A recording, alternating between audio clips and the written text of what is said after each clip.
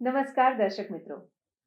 લોકશાહી શાસન વ્યવસ્થામાં પ્રજાના પ્રતિનિધિ તરીકે ચૂંટાઈને આવેલા ધારાસભ્યશ્રીઓ વિધાનસભા ગૃહમાં લોક પ્રશ્નોને વાચા આપે છે અને આ રીતે રાજ્યના વિકાસની નીતિ ઘડાય છે, નિર્ણયો લેવાય છે અને પ્રજાના પ્રશ્નોનું સુખદ નિરાકરણ પણ આવે છે. દર્શક મિત્રો, 15મી ગુજરાત વિધાનસભાના 8મા સત્રમાં આજના દિવસે હાથ ધરાયેલી મહત્વની કાર્યવાહીના સંકલિત અંશો લઈને અમે ઉપસ્થિત થયા છીએ લોકશાહીના ધબકારા કાર્યક્રમમાં. તો આવો નિહાળીએ લોકશાહીના ધબકારા. ઓર્ડર. પ્રશ્ન ક્રમાંક 2, માન્ય શ્રી ભીખાભાઈ બારૈયા. માન્ય અધ્યક્ષ શ્રી, આપના મારફત મંત્રી પાસે જાણવા માગું છું કે ખેતીવાડીમાં વીજ જોડાણ માટે કુલ કેટલો ખર્ચ થાય છે? વીજ જોડાણ માટે ખેડૂતોએ કેટલી રકમ ભરવાની રહે છે? તેમજ રાજ્ય સરકાર દ્વારા કેટલી સહાય આપવામાં આવે છે? માનનીય અધ્યક્ષશ્રી, ખેડૂતો માટે વીજળીના જોડાણો ખૂબ સરળ અને સહજતાથી ગુજરાત સરકાર આપી રહી છે. માનનીય અધ્યક્ષશ્રી, એમાં 5 કમ્પોનન્ટ છે. એક સામાન્ય ખેડૂત, ડાર્ક ઝોન સહિત, સાથે SC ST, સાગર ખેડૂ અને તત્કાલ. પરંતુ તત્કાલની અંદર તો અત્યારે માનનીય અધ્યક્ષશ્રી કોઈને એવું લેવાની જરૂર પડતી નથી. આમ તત્કાલ યોજનામાં થોડા રૂપિયા વધારે ભરી અને ઝડપી એ કનેક્શન મેળવી શકતા હતા. પરંતુ જે ઝડપે રાજ્ય સરકારે ખેતીવાડી માટે ખેડૂતોને કનેક્શન આપ્યા, એના કારણે એની જરૂર હવે રહેતી નથી માનનીય અધ્યક્ષશ્રી. પરંતુ કૃષિ વિષયક સામાન્ય વિસ્તાર માટે વીજ જોડાણ માટે કુલ ખર્ચની વિગતો માનનીય અધ્યક્ષશ્રી, જ્યારે કોઈ ખેડૂતને નવું ખેતીવાડી વીજ કનેક્શન આપવામાં આવે ત્યારે માનનીય અધ્યક્ષશ્રી વીજ થાંભલા ઊભા કરવા, વાયર ખેંચવી, એક નવું transformer, high voltage distribution system મૂકવું પડે છે. અને આ તમામ કામગીરીનો અંદાજિત ખર્ચ 1.73 લાખ થાય છે. આ એવરેજ છે માનનીય અધ્યક્ષશ્રી. કોઈ દૂર હોય, નજીક હોય, પરંતુ જે કુલ ખર્ચો થાય એનો એવરેજ સરેરાશ એક કનેક્શન પાછળ માનનીય અધ્યક્ષશ્રી 1 લાખ એટલે કે 1.25 લાખ રૂપિયા જેટલો થાય છે. અને માનનીય અધ્યક્ષશ્રી, ખેડૂતોએ જે ભરપાઈ કરવાની જે રકમ છે એમાં વીજ લાઇન કે ટ્રાન્સફોર્મરનો કોઈ ખર્ચો આપણે લેતા નથી. માત્ર લોડ એટલે એના જે HP હોય એ પ્રમાણે જ ફિક્સ ચાર્જ તેમજ registration charge, deposit agreement charge અને ટેસ્ટ રિપોર્ટ ચાર્જ ભરવાનો હોય છે. માનનીય અધ્યક્ષશ્રી, એક ઉદાહરણ આપું તો 5 HPના વીજ જોડાણ માટે ખેડૂત અંદાજે ₹7,855 ભરપાઈ કરવાના થાય છે. 10 HP સુધી ખેડૂતે 14,190 ભરપાઈ કરવાના થાય. પણ આ SC ST જે આપણે ગરીબ ખેડૂતોને કે જે અનુસૂચિત જાતિના, અનુસૂચિત જનજાતિના ખેડૂતો માટે આપણે ફિક્સ ચાર્જ પણ નથી લેતા માનનીય અધ્યક્ષશ્રી. અને રાજ્ય સરકાર દ્વારા જે સહાય હોય છે બાકીની બધી નજીવો ચાર્જ ભરી અને 1.73 લાખ ગયા, એમાંથી બાકીની બધી જ સબસિડી રાજ્ય સરકાર આપી રહી છે. માન્ય શ્રી ગૌતમભાઈ ચૌહાણ. માન્ય અધ્યક્ષશ્રી, હું આપના માધ્યમથી મંત્રીશ્રી પાસે જાણવા માગું છું કે ભાવનગર જિલ્લામાં તારીખ 31/12/2025ની સ્થિતિએ તાલુકા વાઇઝ કેટલા વીજ જોડાણ આપવામાં આવ્યા છે? માનનીય અધ્યક્ષશ્રી, ટોટલ તાલુકા વાઇઝ ન હોય તો તમે સંયુક્ત રીતે આપી દેશો તો પણ ચાલશે. નહીં સાહેબ, ટોટલ 7741 કૃષિ વિષયક વીજ જોડાણો આપવામાં આવ્યા છે. શ્રીમતી સેજલબેન પંડ્યા. માનનીય અધ્યક્ષશ્રી, હું આપના માધ્યમથી મંત્રીશ્રી પાસે જાણવા માગું છું કે તારીખ 31/12/2000ની સ્થિતિએ ભાવનગર જિલ્લામાં સામાન્ય યોજના હેઠળ ખેતીવાડી વીજ જોડાણોની કેટલી અરજીઓ પડતર છે? આપણે જે કનેક્શન આપ્યા એની વિગત તો મેં આપી, પરંતુ જે પડતર છે એ પડતરમાં માનનીય અધ્યક્ષશ્રી 1046 એ કુલ અરજીઓ પડતર છે. માન્ય શ્રી ઉમેશભાઈ મકવાણા. માન્ય અધ્યક્ષશ્રી, ભાવનગર જિલ્લો હોય, અમરેલી જિલ્લો હોય કે બોટાદ, સૌરાષ્ટ્રના તમામ જિલ્લાઓમાં અત્યારે ખેડૂતો પોતાના જે ઘર છે ને એ પોતાની વાડીમાં બનાવી રહ્યા છે, અને જેના કારણે એને રહેવા માટે 24 કલાક લાઇટની જરૂરિયાત ઊભી થતી હોય છે. માન્ય અધ્યક્ષશ્રી, દરેક ખેડૂતોને જે પોતાના ઘર ત્યાં વસવાટ કરે છે પોતાની વાડીની અંદર, એને 24 કલાક જ્યોતિગ્રામ અંતર્ગત કનેક્શન આપવા માગો છો કે કેમ? માનનીય અધ્યક્ષશ્રી, માનનીય સભ્યશ્રીએ સૂચન કર્યું છે. પ્રશ્ન ક્રમાંક 3, માન્ય શ્રી દિનેશસિંહ કુશવાહ.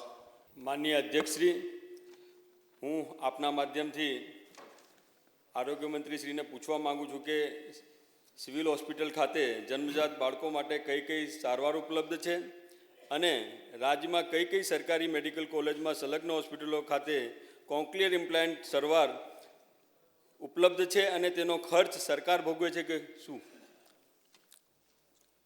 માનનીય અધ્યક્ષ મહોદય, કોક્લિયર ઇમ્પ્લાન્ટ એ સરકાર દ્વારા એક સંવેદના સાથે બાળક, દીકરો કે દીકરી બોલતું ન હોય ને સાંભળતું ન હોય એ માટે એક ખૂબ ખર્ચાળ આ સારવાર છે, અને મધ્યમ વર્ગના કે ગરીબ લોકો આ સારવાર લઈ શકે એવી સ્થિતિમાં ન હતા. ત્યારે સરકારના એ સંવેદનશીલ નિર્ણયથી ગુજરાતની અંદર 8 સરકારી હોસ્પિટલ ખાતે કોક્લિયર ઇમ્પ્લાન્ટની સારવાર ઉપલબ્ધ છે, જેમાં GMERS 16 civil Ahmedabad, civil hospital Asarwa, sir T hospital Bhavnagar, civil hospital Gandhinagar, G G hospital Jamnagar, PDO hospital Rajkot, civil hospital Surat, MSG hospital Vadodara. માન્ય સભ્યશ્રી. અને અધ્યક્ષશ્રી, હું મંત્રીશ્રીને પૂછવા માગું છું કે આ કોક્લિયર પ્લાન્ટ થયા પછી અને પીચ થેરાપી આપવામાં આવે છે, તો સુરત શહેરની અંદર સિવિલ હોસ્પિટલમાં જે પ્લાન્ટ થાય છે પછી એને પીચ થેરાપી માટેની ત્યાં વ્યવસ્થા છે કે કેમ, અને ન હોય તો કરવા માગો છો કે નહીં? માનનીય અધ્યક્ષ મહોદય, જે બધી સિવિલ હોસ્પિટલની અંદર સવલત એમની ઊભી કરવામાં આવેલી છે, છતાં માનનીય સભ્યશ્રીએ જે સૂચન આપ્યું છે ક્યાંક ક્ષતિ હશે તો ચોક્કસ પ્રકારે અમે એને ચેક કરી લઈશું. માન્ય કિશોરભાઈને ધ્યાન ઉપર હશે, પૂર્વ આરોગ્ય મંત્રી રહેલા છે, તો એક વખત બેસીને, કેમ કે સાંભળવાનું ન હોવાને કારણે બોલવાની પ્રેક્ટિસ જ નથી હોતી, અને પ્રેક્ટિસ એટલે ભૂલી ગયું હોય, પછી 2 વર્ષ સુધી સતત બોલ્યું ના હોય તો બાળકને ખબર નહીં, તો એની એવીટી કરાવવાનું જે કામ છે એ પણ એટલું સંવેદનશીલ છે. માન્ય સભ્યશ્રી જુનાગઢ. માન્ય અધ્યક્ષશ્રી, હું માન્ય મંત્રીશ્રીને પૂછવા માગું છું કે આ કોક્લિયર પ્લાન્ટમાં એનો સોફ્ટવેર અપડેટ થતો હોય છે, તો ભવિષ્યમાં આના સોફ્ટવેર જ્યારે અપડેટ થતા હોય તો એડવાન્સમાં આપણે કરશી કે જેથી વચ્ચેના ગાળામાં એ અપડેટ ન થાય ત્યારે આ દીકરા દીકરીઓને તકલીફ થતી હોય છે, તો ભવિષ્યનો આપણો એ પ્લાન છે કે આનાથી એ લોકોને તકલીફ ન થાય કોઈ? માનનીય અધ્યક્ષ મહોદય, એકવાર ઓપરેશન થયા પછી ટેકનોલોજી આધારિત આગળ એની સ્પીચ થેરાપી સાંભળવા માટેની એક બીજી પણ ઓપરેશન કરવું પડતું હોય છે. આવા કોઈ પણ બાળક હોય એમને સરકારી હોસ્પિટલમાં વિનામૂલ્ય થાય છે, અને 4 લાખની આવક ધરાવતા વાલીઓ જેમણે 12 પ્રાઇવેટ હોસ્પિટલમાં ઓપરેશન કર્યું હોય તો એમને 10% રકમ ભરીને, 90% સરકારના, 10% વાલીના રકમ ભરીને પણ આ ઓપરેશન આપણે કરીએ. તો સરકારે આ સંવેદનશીલ નિર્ણય લીધેલો છે. આ અભિનંદનીય કામ છે રાજ્ય સરકારનું. હું વખાણ કરું છું અહીંથી સ્ટેજ ઉપર બેસીને કે એક સામાન્ય બાળક માટે 5-10 લાખ રૂપિયા ખર્ચવો બહુ મુશ્કેલ હોય, અને તેની ચિંતા કરીને આ બહુ સારું કામ છે. એનો લાભ પણ માન્ય સભ્યશ્રીઓએ, આપણા વિસ્તારમાં આવા બાળકો હોય તો તેનો લેવડાવવો જોઈએ આપણે જાણકારી દ્વારા. પ્રશ્ન ક્રમાંક 4, માન્ય શ્રી કાંતિભાઈ ખરાડી. માન્ય અધ્યક્ષશ્રી, હું મંત્રીભાઈ જાણવા માગું છું કે અંબાજી સિવિલ હોસ્પિટલની અંદર મેકમ છે સંપૂર્ણ રીતે પૂર્વ ભરવા માંગો છો કે કેમ? માનનીય અધ્યક્ષ મહોદય, સરકારની સ્પષ્ટ નીતિ છે કે નાનામાં નાના ઝૂંપડામાં રહેનારા વ્યક્તિને આરોગ્ય સેવા વિનામૂલ્ય સારી રીતે મળે. અગાઉ હમણાં જ વાત કરી કે કોક્લિયર ઇમ્પ્લાન્ટ 7 લાખ રૂપિયા જેટલો ખર્ચ, આ ટોટલ ખર્ચ 200 કરોડ ઉપરથી ખર્ચ આ સાંભળી ન શકતા બોલી ન શકતા બાળકો માટે કરેલ છે. એટલે સંવેદના સાથે માનનીય સભ્યશ્રીનો જે પ્રશ્ન છે એ પ્રશ્ન વ્યાજબી છે, પણ એમાં સરકારે નિર્ણય લઈ ચૂક્યા છે. હાલમાં રાજ્ય સરકારે 468 બોન્ડેડ તજજ્ઞોની નિમણૂક આપી દીધી છે. તેમાંથી 3 તજજ્ઞો અંબાજી હોસ્પિટલ ખાતે નિમણૂક આપેલ છે. જીપીએસસી દ્વારા 3 તજજ્ઞો અંબાજી ખાતે નિમણૂક આપેલી છે. જે બાકીના 3 જગ્યા પર બોન્ડેડ જીપીએસસી અથવા તો કરાર આધારિત નિમણૂક આપી દઈશું. એટલે જે સ્ટાફ ઘટવાનો પ્રશ્ન છે, માનનીય અધ્યક્ષ મહોદય, આ જે પ્રક્રિયા છે સ્ટાફની, કોઈ બોન્ડેડ હોય એનું પૂરું થયું હોય, કોઈ રજા મૂકી દીધી હોય અથવા તો કોઈ સ્વેચ્છાએ નિવૃત્તિ લીધી હોય, પરંતુ જે જગ્યા ખાલી છે એ જગ્યા સ્પષ્ટપણે 3, 6 અને 3 કરાર આધારિત કે વગેરેમાં અમે ચોક્કસ પ્રકારે કહીશું. માન્ય લવિંગજીભાઈ ઠાકોર. માન્ય અધ્યક્ષશ્રી, આપના મારફત જાણવા માગું છું કે અંબાજી ખાતે સરકારી હોસ્પિટલમાં કેટલા તબીબી સાધનો ઉપલબ્ધ છે? માનનીય અધ્યક્ષ મહોદય, સભ્યશ્રીએ પૂછ્યું છે કે આ હોસ્પિટલની અંદર કેટલી સાધન સામગ્રી છે અને ટેકનોલોજી આધારિત દર્દીને કઈ રીતે મેજર હોય બોલજો, બાકી ટોટલ ઇક્વિપમેન્ટ કહેશો તો બહુ લાંબુ થઈ જશે. એક્સરે છે, CRMI મશીન છે, હોરિઝોન્ટલ ઓટોક્લેવ મશીન છે, ICU વેન્ટિલેટર છે, એનેસ્થેસિયા ટ્રોલી છે, વેન્ટિલેટર ટ્રોલી, ફૂલી ઓટોમેટિક બાયોમેટ્રિક મશીન, બહુ લાંબુ લિસ્ટ છે. હું માન્ય સભ્યશ્રીને પહોંચાડી દઉં છું. પ્રશ્ન ક્રમાંક 5, માન્ય શ્રી માવજીભાઈ દેસાઈ. માન્ય અધ્યક્ષશ્રી, આપના મારફત માન્ય મંત્રીશ્રી જોડે જાણવા માગું છું કે મારા મત વિસ્તાર ધાનેરાની અંદર સબ ડિસ્ટ્રિક્ટ હોસ્પિટલની સૈદ્ધાંતિક મંજૂરી મળી ગયેલી છે, તો એનું કામ ક્યારે ચાલુ થશે? અને બીજો પ્રશ્ન છે કે હોસ્પિટલની અંદર વર્ગ 1ની ભરતી સર્જન ડૉક્ટરોની અને સ્ટાફમાં વધારો કરવા માગું છું કે કેમ? અને સાથે મંત્રીશ્રીને વિનંતી પણ કરું છું કે મારા વિસ્તારની અંદર નેનાવાઈ તાલુકા પેલેસ જેટલું મોટું ગામ છે, તો તેઓ CHC મળે એ માટેની મારી ભલામણ છે. માનનીય અધ્યક્ષ મહોદય, સભ્યશ્રીએ જ્યારે એમના વિસ્તારના આ ધાનેરાના સામૂહિક આરોગ્ય કેન્દ્રને અપગ્રેડેશન કરવા માટે જે રજૂઆત કરી છે અને પ્રશ્ન પૂછ્યો છે, તો નવા 16/7/2024ના ઠરાવથી એમનું 27નું મહેકમ છે એ જગ્યાએ વધારો કરીને 40નું મહેકમ કરી દેવામાં નવી મહેકમ પેટર્ન મંજૂર આ ધાનેરાનો સમાવેશ કરી દીધો છે. એ ઉપરાંત વધારાના 5 તજજ્ઞો જેવા કે બાળરોગ નિષ્ણાંત, સ્ત્રી રોગ નિષ્ણાંત, ફિઝિશિયન, જનરલ સર્જન, એનેસ્થેટિયોલોજિસ્ટ અને પેરામેડિકલ સ્ટાફ જેવા કે x ray technician, laboratory technician, staff nurse તેમજ વર્ગ 3 અને વર્ગ 4ના વધારાની જગ્યાઓ મંજૂર કરવામાં આવેલ છે. માન્ય કેસાજી ઠાકોર. માન્ય અધ્યક્ષશ્રી, આપના મારફત મંત્રીશ્રીને પૂછવા માગું છું કે આ ધાનેરા ખાતે આવેલી રેફરલ હોસ્પિટલ એ વિસ્તાર માટે ખૂબ આશીર્વાદરૂપ છે, તો છેલ્લા 2 વર્ષની અંદર ત્યાં કેટલા બહારના દર્દી, કેટલા અંદરના દર્દીઓને સારવાર આપવામાં આવી અને કેટલા લેબ ટેસ્ટ કરવામાં આવ્યા, કેટલી પ્રસ્તુતિ કરવામાં આવી, વાત જણાવે. માનનીય અધ્યક્ષ મહોદય, 2024માં 86,868 બહારના દર્દી અને 9,543 અંદરના દર્દી, 199 પ્રસૂતિ અને લેબ ટેસ્ટ 37,846 છે. 2025માં 86,000 અંદરના દર્દી અને બહારના દર્દી એટલે ઇન્ડોર અને ઓપીડી આ બે જશે ને? યસ યસ હા, એટલે બહારના એટલે બીજા રાજ્યોના એવું નહીં. નહીં અંદર દાખલ કરેલા દર્દીઓ એટલે 86,397 બહારના, યાની કે જે દવા લઈને પ્રાથમિક ટ્રીટમેન્ટ લઈને રજા લઈને જતા રહ્યા, અને દાખલ કરેલા 6,495 64 પ્રસૂતિ અને 34,484 લેબ ટેસ્ટ કરવામાં આવેલા છે. મને શ્રી અમૃતજી ઠાકોર.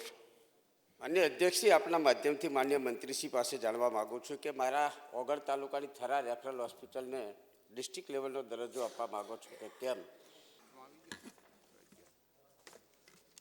માનનીય અધ્યક્ષ મહોદય, સભ્યશ્રીનું એ સૂચન છે, અને જે પીએચસી સીએચસી સેન્ટરને અને સબ હોસ્પિટલોને અપગ્રેડેશન માટે ચોક્કસ વસ્તીના ગણતરી, આજુબાજુના એમના પેશન્ટ વગેરેના કેલ્ક્યુલેશન સાથે આરોગ્ય વિભાગ ખૂબ ગંભીરતાથી વિચારી રહ્યું હોય છે. આપનું સૂચન છે, ચોક્કસ પ્રકારે અમે સૂચન ધ્યાને લઈશું. માનનીય અધ્યક્ષ મહોદય, મારે પ્રશ્ન બીજા સીએસસીનો છે, એટલે આપની પાસે હોય તો જ આપો. મારે એક આરોગ્યલક્ષી માહિતી આપવી છે.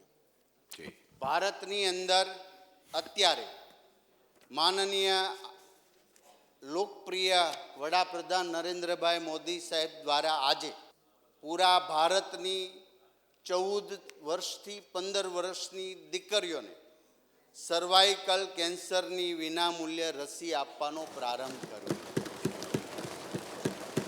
ગુજરાતની અંદર આપણા લોકપ્રિય મુખ્યમંત્રી આદરણીય ભૂપેન્દ્રભાઈ પટેલ સાહેબ દ્વારા સોલા હોસ્પિટલ ખાતે 5,50,000 દીકરીઓને વિનામૂલ્યે આ વેક્સિન આપવામાં આવશે. સંવેદના સાથે HPV 16 અને HPV 18 તો એમની રસી આપી અને એમનો ટોટલ ખર્ચ 2,000 રૂપિયા જેટલો એક દીકરી માટે છે. એ નરેન્દ્રભાઈ મોદી સાહેબે કાશ્મીરથી કન્યાકુમારી સુધી તમામ દીકરીઓને વિનામૂલ્યે અત્યારે પ્રારંભ કરી દીધો. અભિનંદનીય, ખૂબ સારું કામ. આ બંને દીકરીઓ માટે બહુ મોટી એક સમસ્યા હતી, અને ડિટેક્શન પણ અર્લી ડિટેક્શન ન થવાને કારણે એ હોમાઈ જતા. તો એવાની અંદર આ બહુ એક ઐતિહાસિક કામ કર્યું છે ભારત સરકારનો, માન્ય પ્રધાનમંત્રીશ્રીનો અને રાજ્ય સરકારનો માન્ય મુખ્યમંત્રીશ્રીને અભિનંદન આપીએ. પ્રશ્ન ક્રમાંક 7, ડૉક્ટર મહેન્દ્રભાઈ પાડલિયા.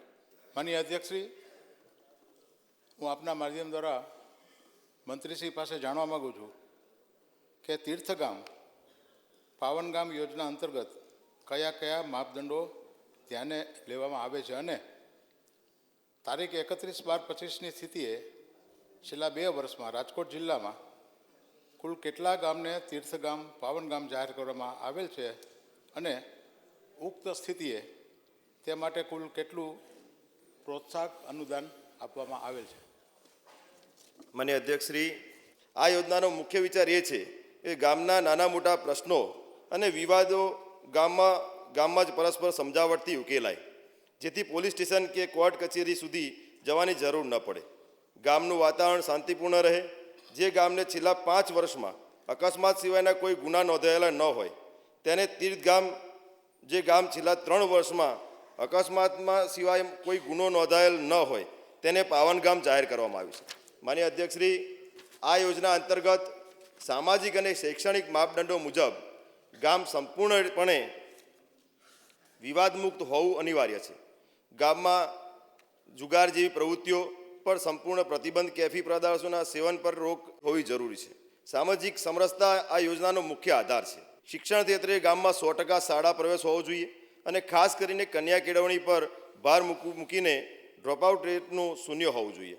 ગામની આંતરિક અને જાહેર સ્વચ્છતા જળવાયેલી હોવી જોઈએ, જેમાં રસ્તાઓનો, જાહેર શૌચાલયો અને ગંદા પાણીના નિકાલની યોગ્ય વ્યવસ્થાઓ હોવી જોઈએ. જો ગ્રામ પંચાયતની ચૂંટણી બિનહરીફ રીતે એટલે કે સમરસ થયેલી હોય તો તેને પસંદગીમાં વધારાની અગ્રતા આપવામાં આવે છે.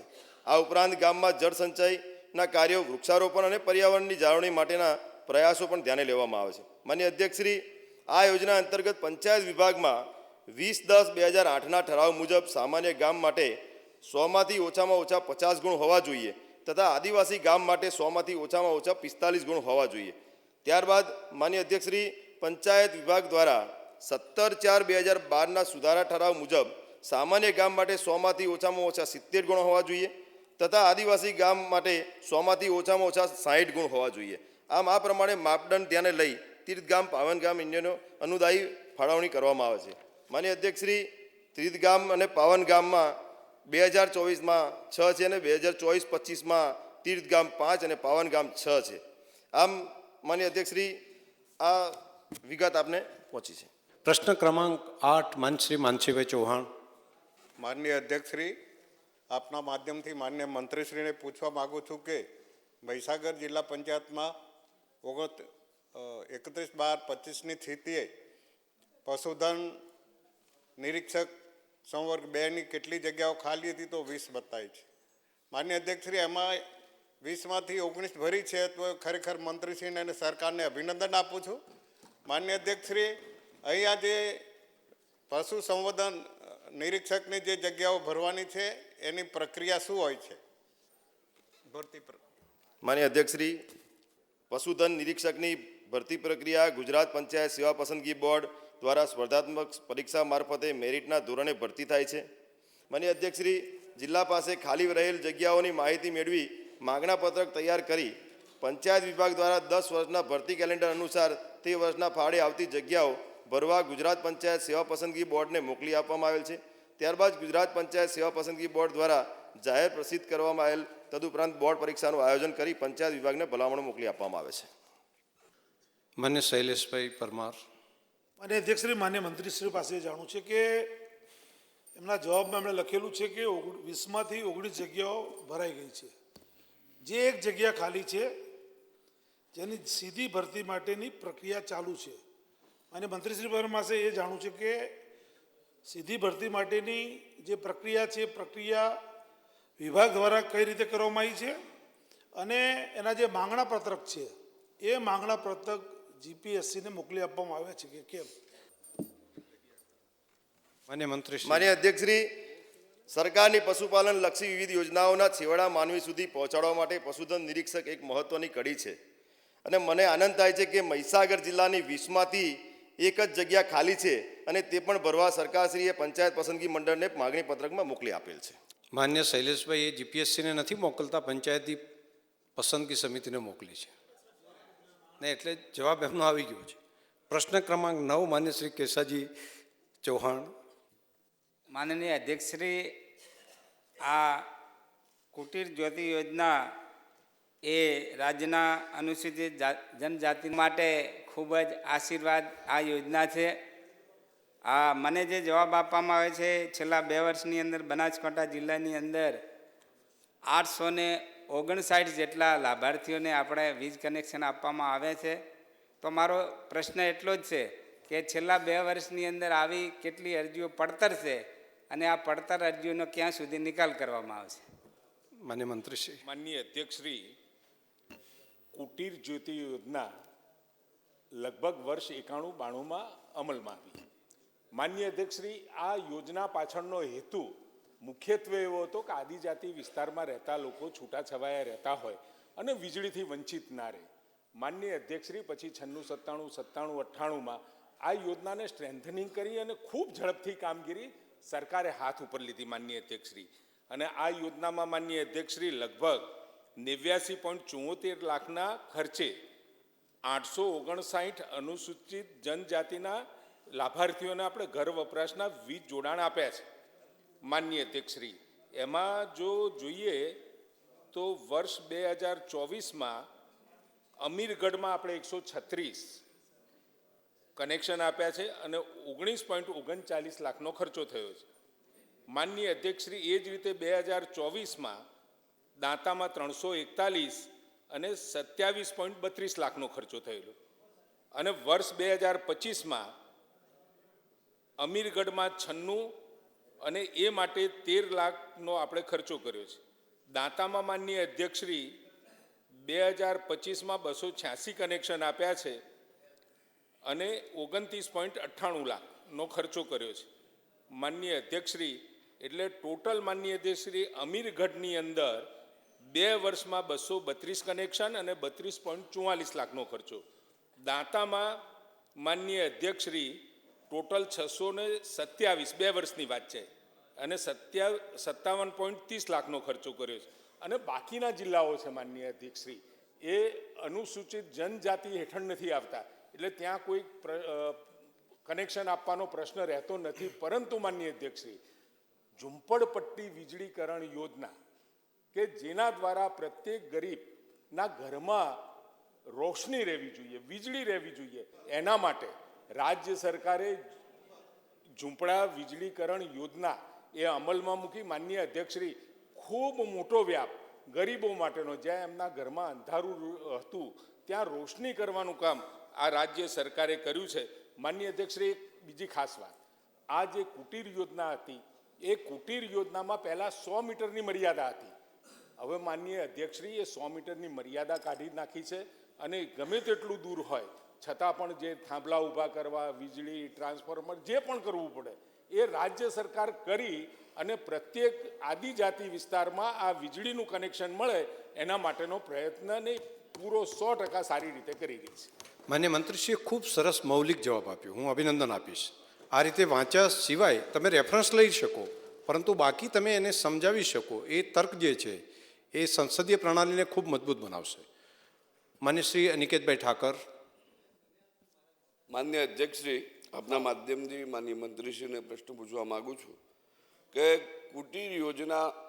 કુટીર જ્યોતિ યોજના અન્વયે લાભાર્થીઓને જે નવા વીજ જોડાણ આપવામાં આવે છે તેના ધારાધોરણો શું છે?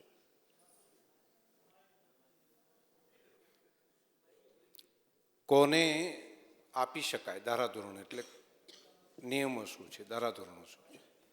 માનનીય અધ્યક્ષશ્રી, આમાં કુટીર જ્યોતિ યોજનામાં આનો લાભ માનનીય અધ્યક્ષશ્રી ગ્રામ વિકાસની જે વેબસાઇટ ઉપર કોમન લિસ્ટ હોય એના ઉપર જે ઉપલબ્ધ હોય તો એના માટે કોઈ બીજી વિશેષ જરૂરિયાત રહેતી નથી. પરંતુ જો એ એવે લિસ્ટમાં ના હોય તો 1,20,000 ગ્રામ્ય વિસ્તારમાં અને 1,50,000ની આવક મર્યાદા શહેરી વિસ્તારમાં, એ બંનેમાં એ ક્રાઇટેરિયામાં ફૂલફિલ થતા હોય તો એને આપણે કનેક્શન આપીએ છીએ. માન્ય ધવલસિંહભાઈ. માન્ય હા, એ કરાવી આપના માધ્યમથી માન્ય મંત્રીશ્રીને પૂછવા માગું છું કે આપણે અનુસૂચિત જનજાતિના લાભાર્થીઓ માટેની જે યોજના છે એમાં આવક મર્યાદા 1.5 લાખ છે, તો એ આવક મર્યાદા વધારીને આપણે 3 લાખ કરવા માગીએ છીએ કે નહીં? બીજી મારો સાહેબ એક સૂચન પણ છે અને પ્રશ્ન પણ છે કે સાહેબ અનુસૂચિત જનજાતિ માટે એટલે કે ભાઈ છૂટાછવાયા પથરાળ વિસ્તારમાં રહેતા હોય. મારો એક તાલુકો એવો છે સાહેબ, ત્યાંય પહાડ વિસ્તાર છે, તે બધા છૂટાછવાયા રહે છે. તો એવી જગ્યાઓ ઉપર જ્યાં વિસ્તાર છૂટો છવાયો છે ત્યાં સ્પેશિયલી કોઈ યોજના બનાવીને એમને કનેક્શન આપવા માગીએ છીએ કે નહીં? મેં પહેલાં કહ્યું એમ માનનીય અધ્યક્ષશ્રી, એમાં જે આદિવાસી વિસ્તાર માટે જે આપણી કુટીર યોજના છે, કુટીર યોજનામાં એની વ્યવસ્થા કરી છે અને પહેલાં 100 મીટરની મર્યાદા પણ દૂર કરી છે. એટલે માનનીય અધ્યક્ષશ્રી, પ્રત્યેક ઘર સુધી વીજળી પહોંચે એના માટે વીજ વિભાગ બિલકુલ તૈયાર છે. અને જ્યારે પણ આવી અરજીઓ અથવા તો આવી આપણા ધ્યાનમાં કરવામાં આવે એટલે સ્વાભાવિક છે એ કાર્યવાહી કરી અને દૂર સુદૂર વિસ્તારમાં, સાહેબ તમે ત્યાં આ બાજુ મહારાષ્ટ્રથી અંદર આવતા હોય તો તમને સાહેબ ડુંગરા ઉપર વીજળી દેખાય, ત્યાં ગોળા ચાલુ દેખાય, એ પ્રકારની વ્યવસ્થા આપણે કરી રહ્યા છીએ. પરંતુ ક્યાંક નાના મોટા વિષયમાં ક્યાંક ન પહોંચી હોય અથવા તો કોઈ અરજી ન કરી હોય, સાહેબ જે લોકો અરજી કરશે એટલે ચોક્કસ ત્યાં સુધી અમે પહોંચવાનો પ્રયત્ન કરીશું. વીજળીનું માળખું અહીંયાથી મારે કહેવું જોઈએ પક્ષ વિપક્ષ બંનેને કે આખા દેશમાં સારું જે સુસંગઠિત માળખું હોય તો એ ગુજરાતનું છે. સામાન્ય માણસો સુધી હજુ પણ સતત કોઈ રહી જતું હોય બહાર કોઈ, તો માન્ય ધારાસભ્યશ્રીઓ પોતે જો આ બાબતમાં જાગૃત થાય તો સિંગલ માણસ કોઈ ઘર વીજળી વગરનું ના રહે એવું થઈ શકે એવું છે. તો આવું જો કોઈ જગ્યાએ હોય તો પ્રયત્નપૂર્વક માન્ય મંત્રીશ્રીનું ધ્યાન પણ આપણે દોરીએ. દર્શક મિત્રો, ફરી મળીશું, ત્યાં સુધી રજા આપશો. નમસ્કાર.